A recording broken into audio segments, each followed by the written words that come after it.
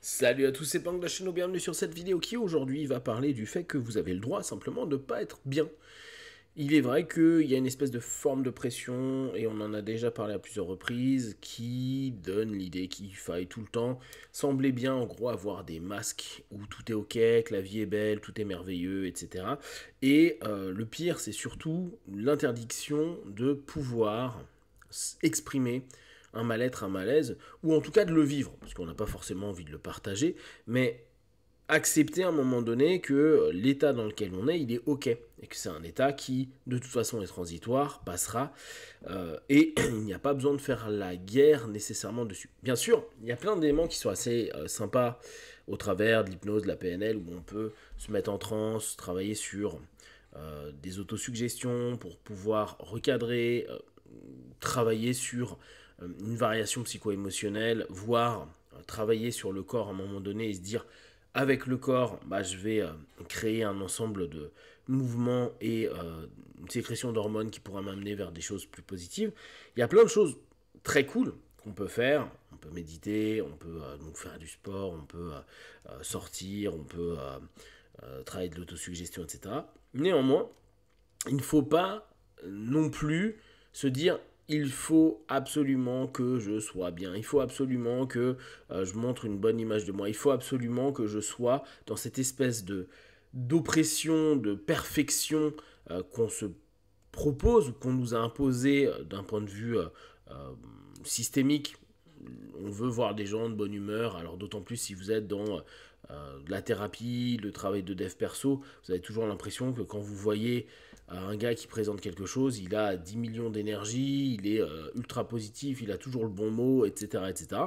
Sauf que on ne sait pas ce qu'ils vivent à l'intérieur. On ne sait pas les problèmes du quotidien, les démons qu'ils ont, et acheter ça comme étant l'absolu à devenir, c'est bien, mais vous voulez juste acheter, et on est tous un peu pareil, hein, une espèce de masque qui est un peu faux. D'ailleurs, c'est assez intéressant, on pourrait faire le parallèle avec tous les gens qui sont sur les réseaux sociaux et les Instagram, etc., où ils nous montrent à chaque fois des vies incroyables, et maintenant il y a des influenceurs qui s'amusent à faire la même photo, mais dans la réalité, quand c'est pas filtré, euh, quand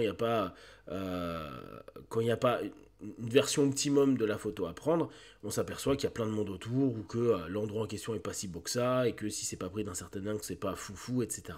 Bah, c'est un peu la même chose. Se dire à un moment donné, bon, bah, les choses sont telles qu'elles sont, j'ai la potentialité de transformer, etc., parce que c'est pas forcément quelque chose d'agréable, mais il faut pas que ça devienne une espèce d'injonction et d'oppression au quotidien à vous dire je dois absolument être bien. Et alors là, je parle encore plus pour les praticiens, les thérapeutes, les coachs, etc.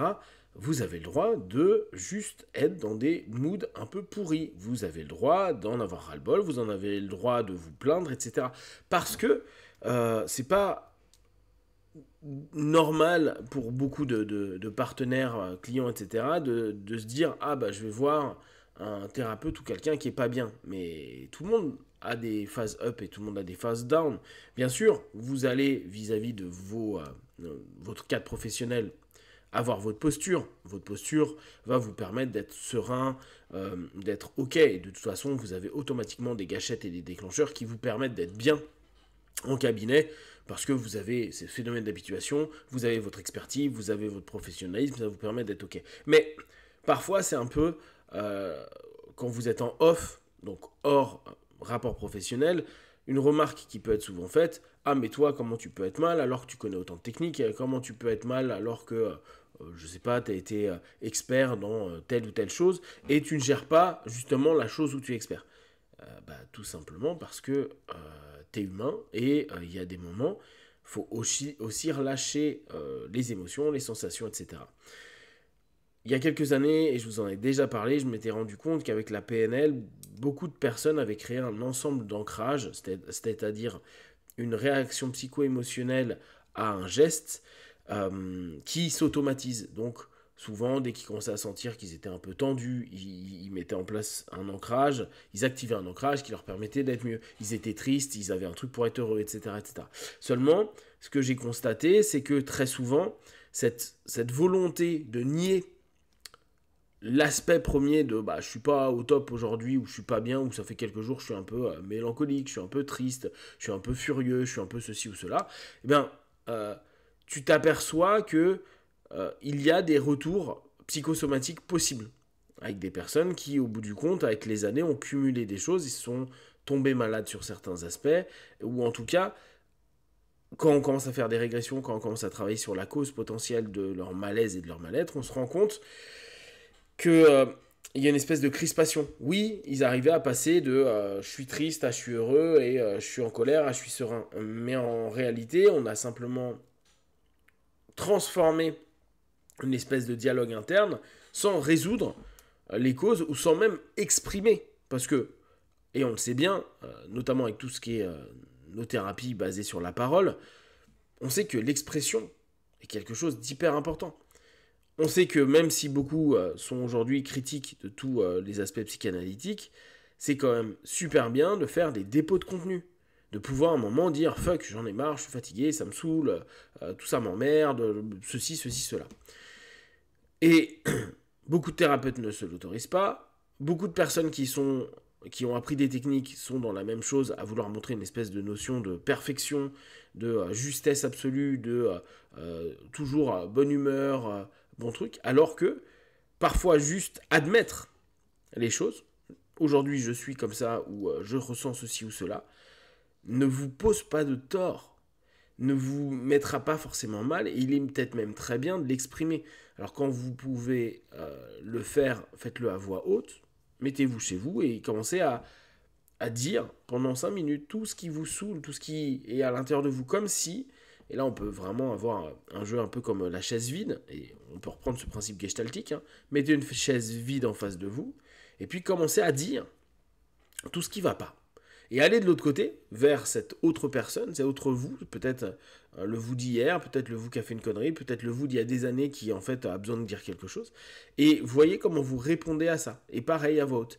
Le travail de chaise vide, pour ça, peut être vraiment apaisant, peut être vraiment cool. Et surtout, vous verbalisez et vous le faites à voix haute. Vous ne le faites pas que dans votre tête. Pour les personnes qui sont un peu plus hypnotistes, n'hésitez pas à vous mettre en transe, mais vous parlez à voix haute pour pouvoir lâcher et exprimer les choses.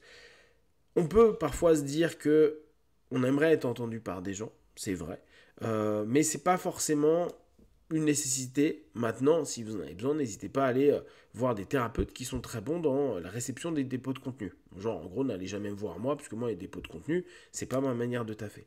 Mais on sait très bien que c'est quelque chose qui aide énormément. Donc, reprenez toujours cette notion-là. Vous avez le droit de ne pas être bien. Vous avez le droit de l'exprimer. Vous avez le droit de ne pas utiliser de méthode, de technique ou n'importe quoi pour compenser et rentrer dans une espèce d'illusion.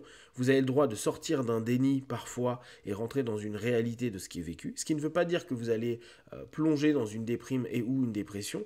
Vous allez simplement vivre un état qui n'est pas agréable, mais vous allez le vivre entièrement, vous allez l'exprimer, vous allez l'observer, vous allez le fréquenter, et vous allez le laisser partir comme il est arrivé.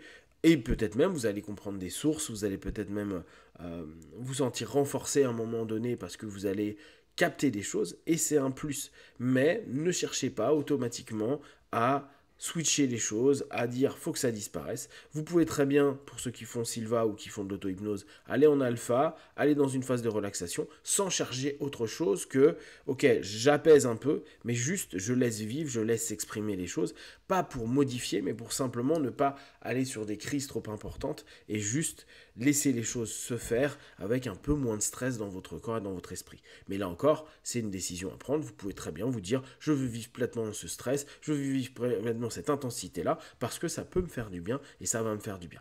Si vous avez des questions et des remarques, vous les partagez sur Facebook, YouTube, j'y répondrai le plus rapidement possible, et comme d'habitude, de tout ce que je propose, ne prenez que ce qui est bon et juste pour vous. Testez, observez, analysez et concluez. Be one, ciao.